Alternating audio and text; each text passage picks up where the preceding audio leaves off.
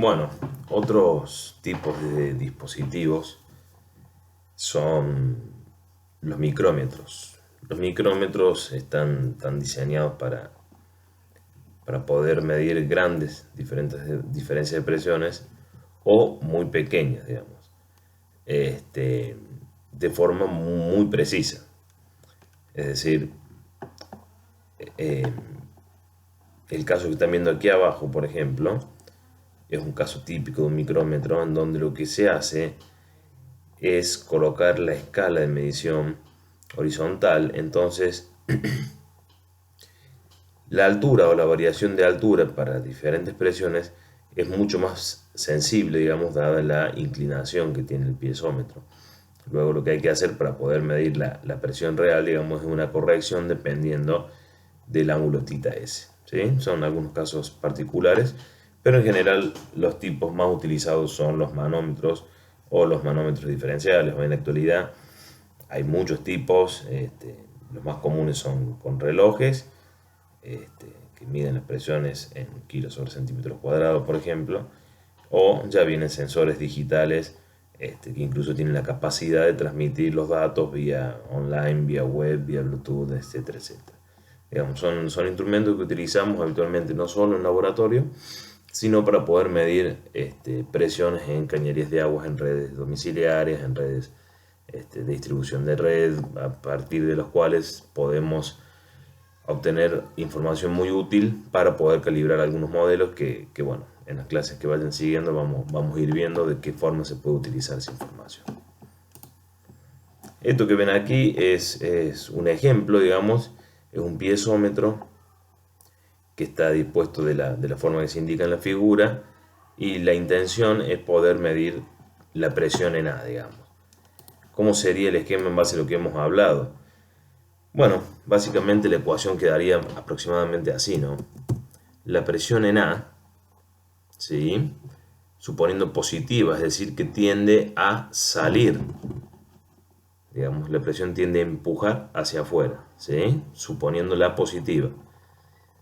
Es una suposición inicial que uno puede hacer y puede ser o no correcta.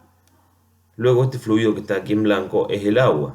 Por lo tanto sería más, porque este tramo de aquí tiende a empujar hacia abajo, es decir, en el mismo sentido, o a salir de A, más el gamma del agua, le pongo W para diferenciarlo, por la altura correspondiente, que son 0,15 más 0,25, son 0,40 metros. Luego, del punto 3 hasta la base también habría una columna de fluido que tiende a salir, pero desde la base hasta el punto 2 tenemos exactamente la misma columna de fluido que tiende a entrar, es decir, esto tiende a empujar hacia abajo, esto hacia abajo, por lo tanto estas dos se cancelan, es decir, no hace falta que lo coloquemos en nuestra ecuación. Si después tenemos desde el punto 2 hasta el punto 1 esta columna de mercurio que tiende a entrar a no a salir, por lo tanto será del signo opuesto que hemos supuesto, menos 13.540, o en las unidades que ustedes quieran pueden colocar el gamma del mercurio multiplicado por 0,25 metros, y esto se encuentra estático, por lo tanto es igual a 0. De aquí lo único que debemos hacer es despejar la presión en el punto A que hemos colocado. Si el valor al despejar nos da negativo, quiere decir que hemos supuesto mal el signo de la presión en A. Es decir, en la tubería A la presión es tal que en vez de empujar hacia afuera, empujaría hacia adentro, y en tal caso estaríamos hablando de una presión relativa negativa, ¿sí? Pero bueno, creo que en este ejercicio no es el caso. Esta es la forma en que nosotros calculamos la presión a partir de un piezómetro, que puede ser más o menos complejo, pero el esquema es el mismo, ¿sí? Suponer una presión en una de las cañerías, positiva o negativa, y a partir de allí mantener o respetar la convención de signos, ¿sí? Perfecto.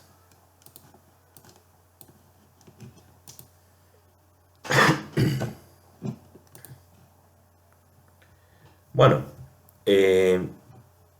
otra cosa que nos interesa en la hidrostática no son solamente las presiones en tuberías, sino los esfuerzos que se ejercen a partir de un fluido estático. Es decir, supongamos un recipiente en el cual se llena un recipiente que se llena de un determinado fluido. Bueno, este fluido ejerce una determinada presión sobre las paredes de ese recipiente y por lo tanto un determinado esfuerzo que debe ser tenido en cuenta, ¿sí? Lo mismo si tenemos una compuerta o cosas similares. La pregunta es, ¿cómo calculamos esto? Bueno, aquí tenemos un ejemplo de un esfuerzo hidrostático sobre una superficie plana.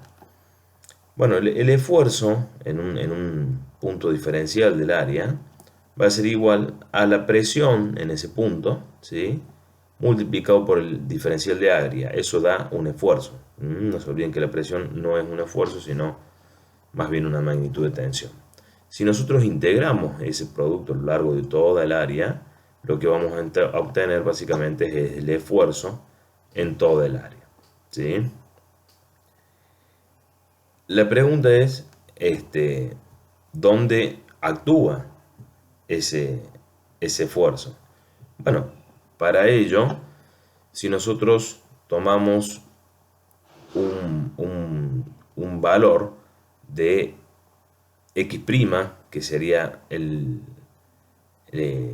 la ubicación, digamos, del esfuerzo, básicamente el esfuerzo ejercido, que es la presión por el área multiplicado por ese valor de X', debe ser igual a, para cualquier diferencial de área, ¿sí?, multiplicado por la presión y por su valor correspondiente en X, integrado a lo largo de toda el área, ¿sí? Es decir, el esfuerzo total multiplicado por una determinada distancia tiene que ser igual a la suma de todos los esfuerzos diferenciales multiplicados por su correspondiente distancia a un eje. Básicamente lo que estamos haciendo es un equilibrio de momentos. Si despejamos de aquí, nos queda que esto es igual a 1 sobre el área por la integral de la distancia por la integral de área de la distancia por el diferencial de área, que esta expresión que está aquí no es ni más ni menos que la distancia del eje al centro de gravedad de esa figura, ¿sí? Por lo tanto, el esfuerzo ese se encuentra aplicado sobre el centro de gravedad en una superficie plana.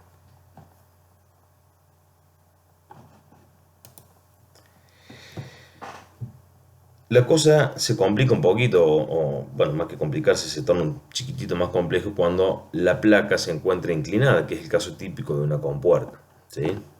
Tal como lo que están viendo aquí, la compuerta es esta que yo estoy señalando, y esta es la proyección, o si uno la viese de frente, que puede tener una forma aleatoria. Un diferencial de fuerza es igual a la presión en un punto multiplicado por un diferencial de área, ¿sí?, que es lo que estaría sucediendo aquí. Gamma por H es el esfuerzo y el diferencial de área es esta franja que ustedes están viendo aquí, ubicada a una distancia I del eje cualquiera. Que es un poco lo que ponemos aquí, ¿no? Presión por diferencial de área, la presión la podemos reemplazar por gamma por H según la ley de la hidrostática.